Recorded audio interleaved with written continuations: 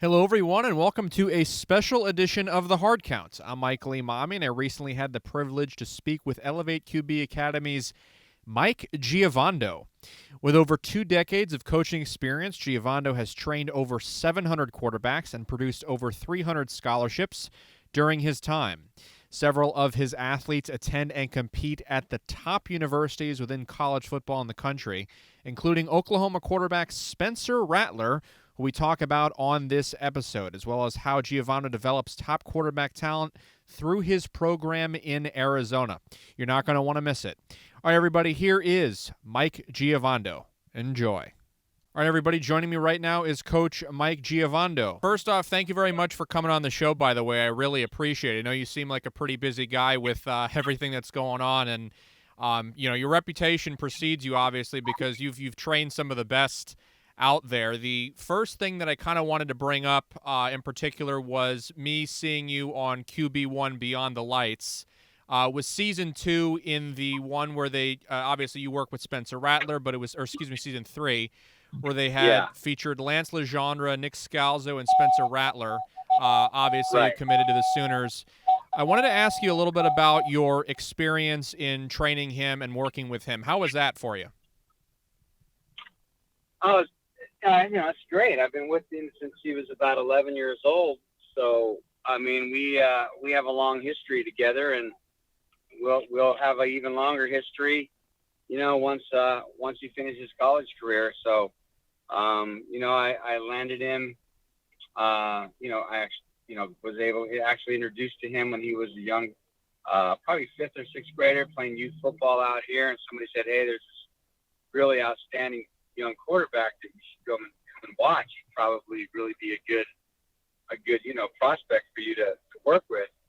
And I went and watched him play as a young kid, and I was just really impressed with how he handled himself, how he threw the ball at a young age, just everything about him. And probably within the next week, we had a little meeting with mom and dad, and then the next thing you know, he's been with me ever since, about 10 years.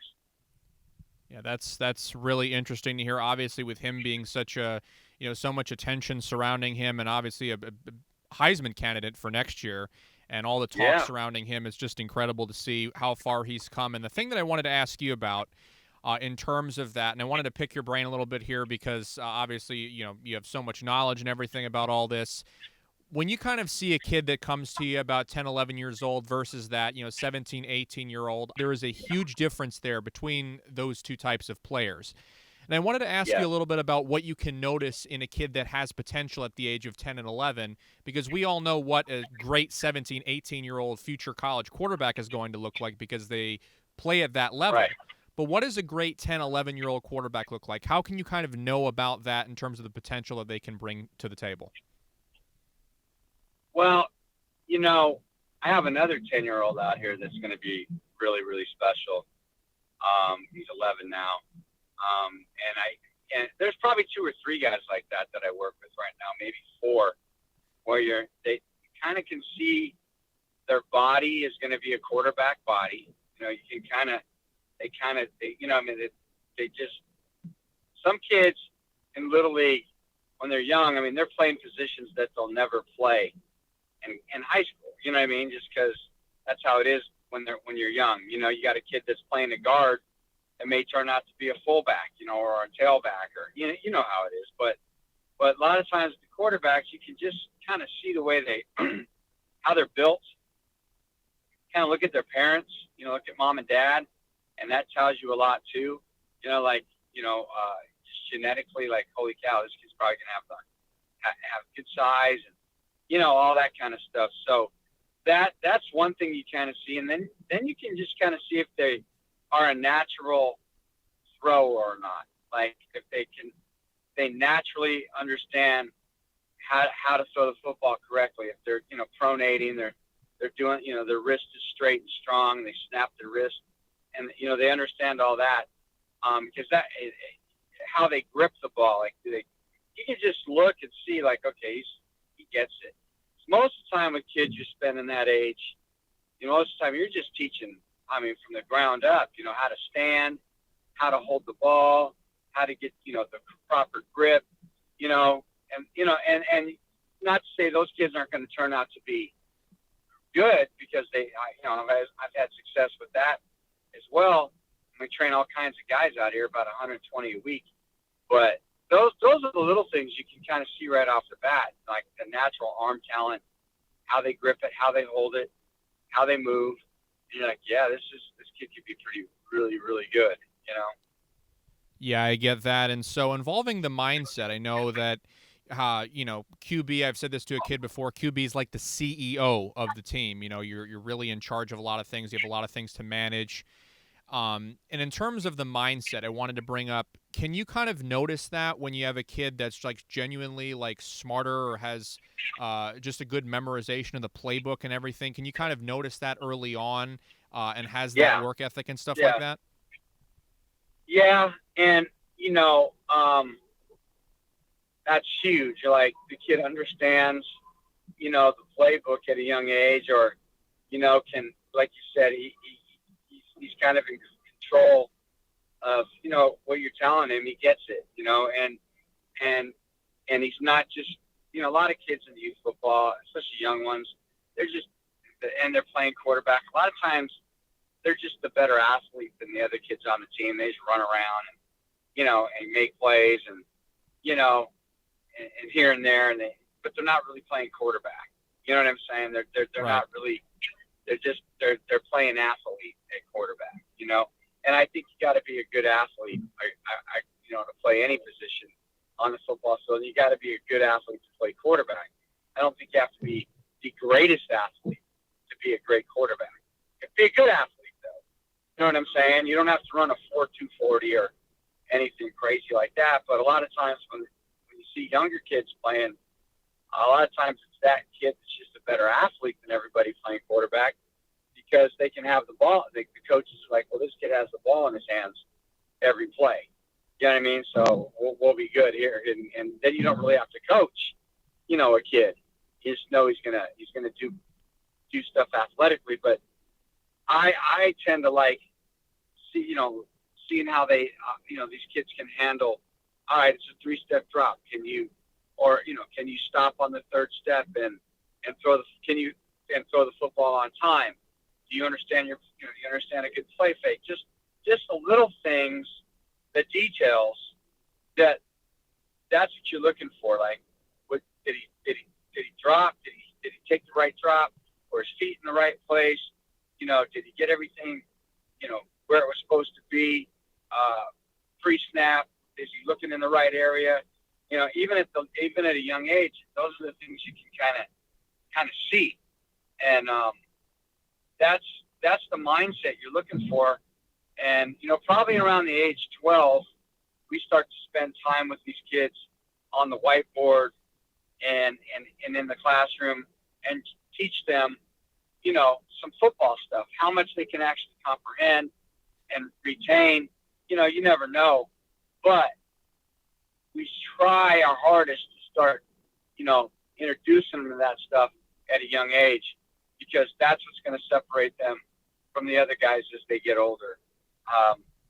The ability to understand the game and know what's going to happen before the snap, and know where to go with the ball, and understand that kind of stuff. Gotcha. Yeah, I think there is a big difference there between kids that just want to play football versus kids that actually will have a serious future playing football. Your program, Elevate QB Academy, has had 300 plus D1 scholarships that have been from the kids that have worked there. So I wanted to kind of go into, if a kid comes up to you and says, Coach Giovando, I want to play Division I football, what's the first thing that you do with them in training? What's the first thing that you kind of look at with them? Like, any particular age, or yeah, in the youth start. Like, if they're 10 or 11 years old and they're playing youth football, what's the first thing you do with them in terms of training them? Well, first I tell them I like you, that you set a goal. That you have high goals and expectations. That's great, and I think that's awesome that you have something that you want to obtain. Then I say, look, there's a lot of things we got to learn before we get to that point. Like let's learn how to throw first. Be an outstanding thrower of the football. And once you can master throwing, let's make sure that we can think, and let's make sure that we can lead guys. Be a good leader as well. So I just tell them, look, it's going to be a long process. You're going to have to stick with it. It's going to be something you have to do, once a week minimum. And you can't miss a month, can't miss 2 months and disappear. You got to be serious about it. You got to show up, and you got to put the time in with me, and then you got to put the time in on your own when you're not with me. You got to work on the things that we're working on. And I never tell a kid he can't play, be a Division I quarterback. I would never tell anybody that. But, you got to let it, I also tell them, hey, let's work on being the best youth player you can be. And then after you're the best youth player you can be work on being a great high school quarterback. And if that happens, you're going to have a chance to be, to play college football. So you got to kind of let them know that it's a process, and there's no instant gratification. It's not going to happen, just because you want it to, or you don't, you can't. Today's world, you can kind of get what you want. Oh, I want to hear this song. I used to have to go to the record store and buy a record. You know what I mean? Like, make Gotcha. the money to go get it. It's not like that. But kids don't know that as much anymore. You know what I mean? They just kind of know, like, I should be able to get this right when I want it. But that's the hardest thing, I think, is just letting kids know it's not going to be easy. But if you put the time in, it's possible. That's kind of what I would say first to the guys, Yeah. You see a lot of kids nowadays trying to market themselves. You see them market themselves on social media, like, I was at this camp, I'm doing this, my GPA is this, my, everything like that. If you're on Twitter, Instagram, Facebook, LinkedIn, stuff like that, parents doing the same thing. So, right. What's and it's kind of getting a little bit out of hand in some degree, because you can kind of see it happening a little bit too much. And another coach I spoke with said that, it can kind of hurt them in some cases more than it can help them. But if they're kind of going for that goal, they're trying to be a good advocate for themselves, they're trying to get their name out there, what would you recommend as a coach for them to go about doing that process to help better get their name out there? I tell guys this all the time. Social media is great, and that's, it's a good way to, kind of put yourself out there and this kind of stuff. But at the end of the day, I've never had one quarterback coach in college ask me for anybody's 7-on-7 tape. You know what I'm saying? I've had coaches say, Gio, can you take them out and, run them through this workout so I can see how their feet are and watch their drops and watch how they, more of a personal one-on-one throwing session. And a lot of kids think that, they're going to put all this stuff out there and people are, coaches and stuff like that are watching it. And that's how it's not not necessarily true. I'm sure it helps here and there. At the end of the day, if you're not a good player, I tell my quarterbacks this all the time. If you're not the best player on the field every Friday night, in high school, especially my high school guys, and if you're not the best guy, how do you think you're going to get a Division I scholarship if you're not the best guy out there?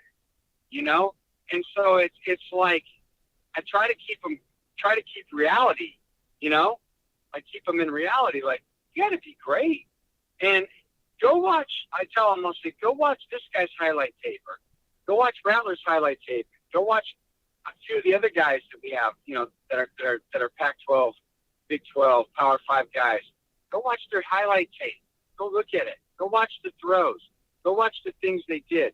And then guess what? If yours doesn't look like that, then don't be surprised. You can't wonder why you're not getting the love and the offers that you want. You got to play good. You got to play great.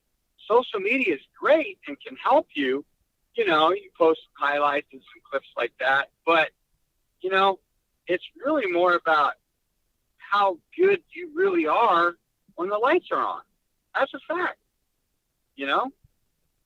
Yeah, yeah, it totally makes sense. It's kind of an interesting point you made there because you do see in today's age, it's just everybody's social media, all that. When it comes down to it, you got to be able to perform on Friday nights. Yeah, it's a big statement you made there. All right, well, excellent. Thank you very much, Coach Giovando. I appreciate your time. All right, brother. Take care. All right, appreciate it. Thank you very much for coming on. I appreciate it. You have a good one. You got it. You got it. Have a great one. Thank you. Talk to Appreciate you it. later. Bye-bye. All right, bye-bye. Thanks. All right, everybody. That was Arizona-based private QB coach Mike Giovando. If you'd like to contact Coach Giovando, his Twitter account is at Elevate QB Academy, and that's spelled ELEV, the number 8, QBACADEMY. I'll be sure to post the link to his website as well. If you'd like to contact me, my Twitter account is at Emami Michael. Both my Facebook and Instagram are at The Hard Count with Michael Emami. My Snapchat is Michael Emami, and it'd mean a lot if you subscribe to the YouTube channel as well. We're pretty close to 600 there, so it'd be great to get it up there as well. And special thanks again to Coach Giovando. He has a very busy schedule training all those quarterbacks. It was an absolute honor to have him on here. I had a great conversation with him, and really enjoyed talking with him about his experience and who he's trained over the years. It was really fascinating, and I hope you guys had some stuff you could take away from that conversation. It was a lot of fun. All right, everybody, thanks so much for tuning in and checking this episode out. This has been The Hard Count. Do you have what it takes to go to one?